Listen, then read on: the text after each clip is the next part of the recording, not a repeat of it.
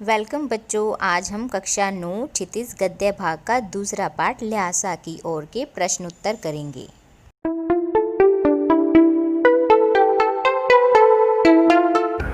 पहला प्रश्न देखते हैं।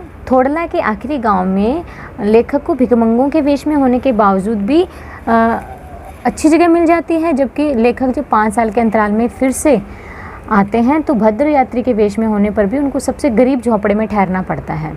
तो इस प्रश्न को समझना है। सिर्फ 2 स्थितियां बताई है कि जब वो सुमति के साथ आ रहे हैं तो कैसे कपड़े पहने, उन्होंने भिखमंगों के कपड़े पहने हुए हैं, फिर भी बहुत अच्छी जगह मिल रही है। और जब यात्री वो अकेले आते हैं राहुल सांकृत्यायन 5 साल के अंतराल से, तो भद्र यात्री वेश में आए, यानी कि पूरा उन्होंने अच्छे कपड़े पहने हुए हैं, बच्चे सज्जन लग रहे हैं, उसके बावजूद भी उनको सबसे गरीब झोंपड़े में ठहरना पड़ा था। तो इसका कारण बताइए। तो इसका कारण सीधा सा ये है कि जब राहुल सांकृत्यायन सुमति के साथ आते हैं तो सुमति क्या है, बौद्ध धर्म के एक धर्म गुरु हैं, है ना, मंगोल हैं वो। और जो तिब्बत के लोग हैं ज़्यादातर कौन से धर्म को मानने वाले हैं, वो बौद्ध धर्म को मानने वाले हैं। तो ये एक अपने धर्म गुरु के प्रति एक इज्जत होती है लोगों के मन में। तो जब सुमति के साथ हैं तो सुमति चाहे कोई भी वेश में हो और उनके साथ वाला जो इंसान है उसको भी वो ठहरने के लिए जगह देंगे। तो चूंकि राहुल सुमति के साथ में हैं तो चाहे वो भिखमंगों के वेश में ही क्यों ना हो, सुमति के बहुत सारे यजमान हैं जो सुमति की इज्जत करते हैं, तो उन्हें ठहरने के लिए अच्छी जगह मिल जाती है। अब दूसरी स्थिति की बात करते हैं कि जब लेखक अकेले आते हैं तो उनको ठहरने के लिए स्थान अच्छा नहीं मिलता। क्यों नहीं मिलता? एक तो सुमति साथ में नहीं है, तो और दूसरा कि जो लोग होते हैं वो शाम के समय छड़ पीते हैं, छड़ का नशा करते हैं तिब्बत के लोग। तो नशे में होने पर उनकी जो मनोवृत्ति है वो थोड़ी बदल जाती है, तो वो हर किसी पर विश्वास नहीं करते हैं। दूसरा प्रश्न, उस समय तिब्बत में हथियार का कानून न होने के कारण लोगों में किस प्रकार का भय बना रहता था? उस समय किस समय? जब लेखक ने यात्रा की है, ये वाली तिब्बत यात्रा की है। तो कौन सा कानून नहीं था? हथियार का कानून नहीं था। अब ये एक वैसे जनरल सी भी बात है, जब हथियार का कानून नहीं होता तो लोगों को किस प्रकार का भय रहता है? अपनी मौत का। दूसरा प्रश्न देखते हैं। उस समय तिब्बत में हथियार का कानून न होने के कारण लोगों में किस प्रकार का भय बना रहता था? हथियार का कानून न होने के कारण लोगों में भय यही रहता था कि कहीं पे भी कोई भी उनकी हत्या कर सकता है। क्यों? क्योंकि हथियार के लिए ना किसी को लाइसेंस लेने की ज़रूरत है ना हथियार छुपा के रखने की ज़रूरत है। हर कोई हथियार खरीद सकता है, हर कोई उनका प्रयोग कर सकता है। तो ऐसी जो बातें हैं ये सब क्या करती है, लोगों को इसकी ओर प्रेरित करती है हथियार रखने के लिए। अब जो लुटेरे लोग होते हैं उनको हथियार छुपाने की आवश्यकता है नहीं, तो जहाँ पे भी उनको लगे कि यहाँ पे लूट खसुट की जा सकती है वो अपने हथियारों का प्रयोग कर सकते थे। तो हथियार का कानून नहीं था तिब्बत में, इस कारण यात्रियों को यह भय बना रहता था कि कभी भी किसी भी रास्ते पर उनको लूटा जा सकता है अथवा उनकी हत्या भी की जा सकती है। ये दोनों बातें बताएंगे आप। तीसरा क्वेश्चन है हमारा, लेखक लड़कोर के मार्ग में किस प्रकार अपने यात्रियों से पिछड़ गए? देखिए, ये जो 9th और 10th के जो क्वेश्चंस होते हैं उनके पैटर्न ऐसे होते हैं कि हमें जैसे 2 नंबर का प्रश्न होता है तो उसमें 2 नंबर में एक नंबर की 2 बातें अगर हम ऐड कर दें तो वो ज़्यादा अच्छा होता है। 10th में भी अभी तक यही पैटर्न है। तो लेखक लड़कोर में अपने मार्ग कैसे भटक गए, यही है हमारा तीसरा क्वेश्चन। इसका आंसर ये देंगे हम कि पहला कारण, ठीक है, कि लेखक लड़कोर के मार्ग में अब किससे यात्रा कर रहे थे? घोड़े से यात्रा कर रहे थे, ठीक है। तो लेखक और उनके मित्र लड़कोर का रास्ता जो है वो घोड़े से पार कर रहे थे। चूँकि लेखक का घोड़ा जो था थोड़ा धीमा था, तभी वो कहते हैं कि मैं दोनों के व्यवस्थों की जैसे झूमता हुआ चल रहा था। क्यों? क्योंकि उनका घोड़ा धीमा था और वो बड़े मस्ती में चल रहे थे। तो यहाँ पर हम ये बताएंगे, पहला कारण ये कि लेखक का जो घोड़ा था वो धीमा चल रहा था। और दूसरा कारण फिर क्या होता है, लेखक गलत रास्ते मुड़ जाते हैं और बहुत आगे जाकर उनको पता चलता है कि वो गलत रास्ते पे हैं। वहाँ पर पूछने पर उनको पता चलता है कि उनको दाईं तरफ नहीं बाईं तरफ मुड़ना था। तो फिर वो वापस आकर सही रास्ते पे जाते हैं, तब तक काफ़ी वो पीछे रह चुके होते हैं, ठीक है। तो ये हम 2 कारण बताएंगे। 4th क्वेश्चन है हमारा, लेखक ने शेखर विहार में सुमति को अपने यजमानों के पास जाने से रोका, लेकिन शेखर विहार पहुंच जाने के बाद उन्होंने मना नहीं किया, जबकि उन्होंने यही कहा कि भी जाओ जहाँ जाना है। ऐसा ही हुआ था ना। अब इसका क्या कारण था, ऐसा क्या मिल गया था लेखक को वहाँ पे? आप सबको पता है लेखक को क्या ऐसी इंटरेस्टिंग चीज़, ऐसी रुचिकर चीज़ क्या मिल गई थी कि उन्होंने कहा कि मैं यहाँ पे 2-3 दिन रहना चाहता हूँ या कुछ करना चाहता हूँ। क्या ऐसा मिल गया था लेखक को? उनको मिल गई थी पुस्तकें। बताया ना कि जो नमसे थे, शेखर विहार के जो नमसे थे बौद्ध भिक्षु, उनके पास बहुत सारा भंडार था पुस्तकों का। उसमें बौद्ध धर्म की हस्तलिखित पांडुलिपियाँ भी थी, और वो लेखक क्या करना चाहते थे, पढ़ना चाहते थे सारी की सारी। तो पहले तो वो सुमति को सोच रहे थे कि हम सीधे सीधे ल्हासा पहुंच जाएं, बस सुमति इधर उधर जाके अपना समय बर्बाद ना करें, कभी वो चिड़ियाँ बांटे बौद्ध धर्म की, है ना, वो गंडे बांटने चले जाए। तो वो कह रहे थे कि भी इनसे जो पैसे मिलते हैं, यजमान तुम्हें जो पैसे देते हैं वो मैं दे दूंगा, यही बात हुई थी। लेकिन बाद में जब शेखर विहार पहुंच गए तो उन्होंने सुमति से क्या कहा कि आपको कहीं जाके आना है तो आप जाओ, 2-3 दिन लगाओ। ऐसा ही हुआ था ना। ऐसा इसलिए हुआ क्योंकि पहले वो सुमति के साथ यात्रा करते हुए जल्द से जल्द ल्हासा पहुंचना चाहते थे और अपना समय बर्बाद नहीं करना चाहते थे। ठीक है, क्योंकि सुमति किससे मिलेंगे, यजमानों से मिलेंगे।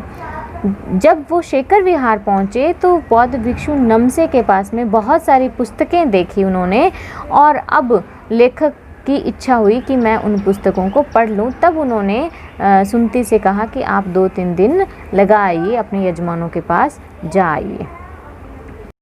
5वां क्वेश्चन है कि अपनी यात्रा के समय लेखक को किन किन कठिनाइयों का सामना करना पड़ा। ठीक है, तो अगर लेखक अकेले होते तो शायद उन्हें और ज़्यादा कठिनाइयों का सामना करना पड़ा। चूँकि सुमति के साथ में थे तो फिर भी उन्हें थोड़ी कम कठिनाइयों का सामना करना पड़ा। तो सबसे पहले हम शुरू से इसको यात्रा को ले लेते हैं। जो जो पड़ाव आते जाएंगे उन कठिनाइयों को हम इसमें शामिल करते जाएंगे। तो जैसे हमने पाठ शुरू किया तो सबसे पहले लेखक ने क्या बताया, भारतीयों को तिब्बत जाने की अनुमति नहीं थी। तो सबसे पहली समस्या तो यही आ गई थी राहुल सांकृत्यायन के सामने, क्योंकि वो भारतीय थे। सुमति तो मंगोल थे, तिब्बत जा सकते थे, लेकिन भारतीय नहीं जा सकते थे। तो उन्होंने सुमति के साथ जाना पड़ा, और वो भी किस वेश में, कैसा वेश बनाया उन्होंने, भिखमंगे का वेश बनाया।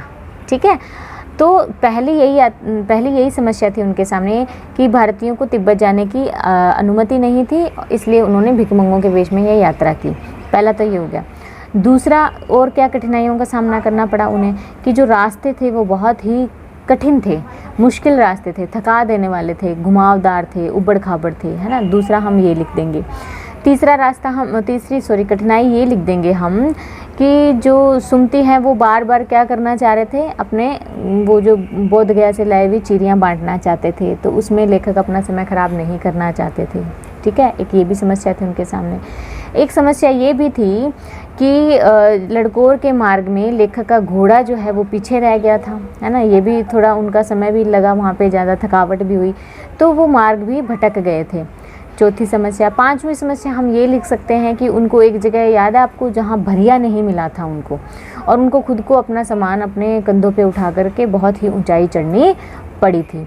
और जो तिब्बत की धूप है वो भी कैसी थी, सामने से जला देने वाली थी, और पीछे कैसे थी, पूरा ठंड हुआ जा रहा था, उनका जो कंधा था वो पूरा जमा जा रहा था। ठीक है, और एक ये भी कठिनाई थी कि जो रास्ते थे उनमें भय बना रहा था। भय किस चीज़ का भय, क्योंकि हथियार का कोई कानून नहीं था, तो लूट खसोट का डर जो है वो थोड़ा सा बना हुआ था।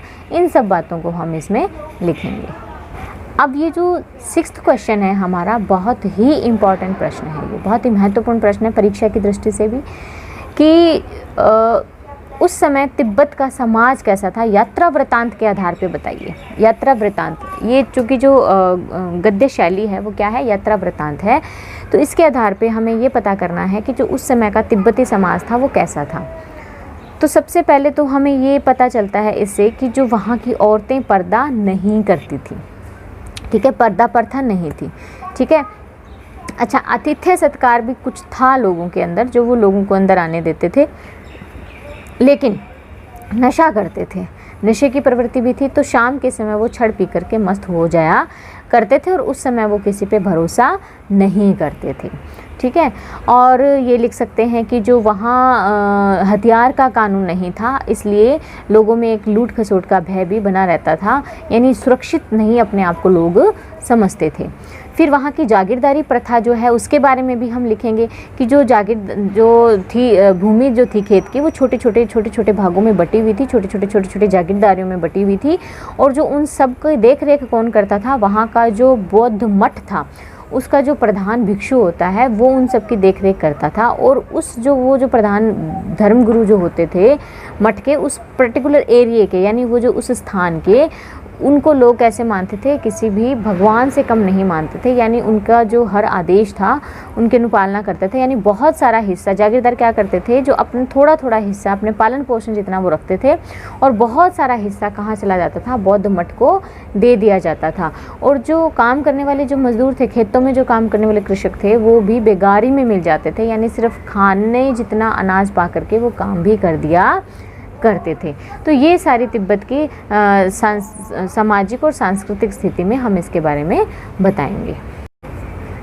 7वां प्रश्न है, ये एक वैकल्पिक प्रश्न है, ये आपको आराम से आ जाएगा, फिर भी मैं बता देती हूँ आपको। मैं पुस्तकों में रम गया, यानी इस वाक्य में क्या बताना चाह रहे हैं लेखक जो हैं।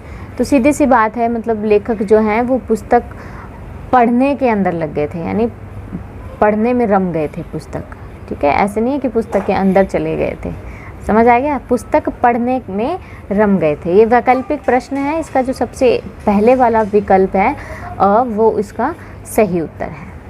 अब अगला प्रश्न है हमारा कि जो सुमति है उनके व्यवहार के बारे में हमें बताना है कि इस पूरे यात्रा वृत्तांत में जगह जगह जब सुमति जाते हैं तो उनके किस व्यवहार का पता चल रहा है। तो इसमें 3-4 चीज़ें हम लिख सकते हैं। देखिए, सबसे पहले तो ये कि ये पता चलता है कि सुमति व्यवहार कुशल थे।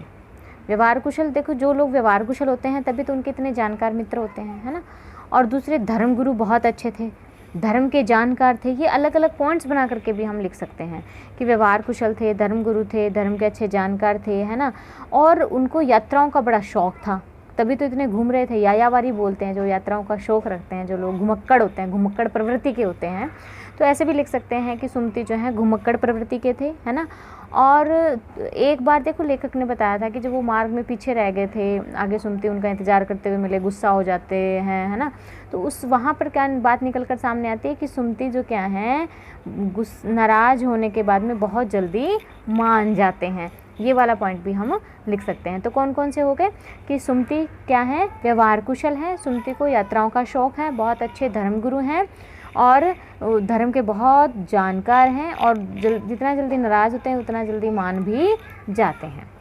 अगला प्रश्न है जिसमें लेखक कह रहे हैं, लेखक ने अपनी बात एज इट इज़ लिखी हुई है कि हालांकि उस समय मेरा वेश ऐसा नहीं था कि उन्हें कुछ उसका विचार करना चाहिए था, मेरा विचार करना चाहिए था। ये बात कब कही थी लेखक ने, जब नम से उनको अपने यहाँ पे ठहरने के लिए बहुत ज़्यादा आदर सत्कार करते हैं और अच्छे से उनको अपने ठहरने के लिए उचित व्यवस्था बना करके देते हैं। तो लेखक कह रहे हैं कि मेरा वेश तो ऐसा था नहीं, फिर भी उन्होंने मेरा बड़ा आदर सत्कार किया। तो क्या आपको भी लगता है, अब देखिए यहाँ क्वेश्चन आ गया, क्या आपको भी लगता है। तो जहाँ ये प्रश्न आ जाए कि आपको भी लगता है, तो वहाँ पर आपको अपना विचार देना होता है। मैं आपको थोड़ा सा इसमें बता सकती हूँ, लेकिन ये आपको खुद ही करना चाहिए इस प्रश्न का उत्तर, ठीक है। तो यहाँ पे उन्होंने पूछा है कि क्या आपको भी लगता है क्या कि ऐसे हमारा जो व्यवहार है कई बारी वो वेशभूषा से बदल जाता है। तो ये आप अपने आसपास देख लीजिए, कई बार होता है ना ऐसे कि कोई शादी चल रही है और कोई इंसान बिल्कुल फीके कपड़ों में आ गया या ऐसे आ गया, तो हम सोचने लग जाते हैं कि शायद यह दुखी है, तो हमारा व्यवहार उसके प्रति वैसा हो जाता है, होता है ना। या कोई जैसे बहुत ही अच्छे कपड़ों में हो, बहुत ही महंगे कपड़े पहने हो और आपसे कोई कहे कि मेरे को कुछ पैसों की ज़रूरत है, पैसे दे दे, तो हम क्या कहते हैं कि ये झूठ बोल रहा है इंसान, क्यों, क्योंकि कपड़े तो अच्छे पहने हुए। तो इस प्रकार की बातें आप इसमें लिख सकते हैं। यानी आपके विचार से क्या ये सही है क्या कि भाई हम कपड़े देख करके हमारा व्यवहार लोगों के प्रति बदल जाता है।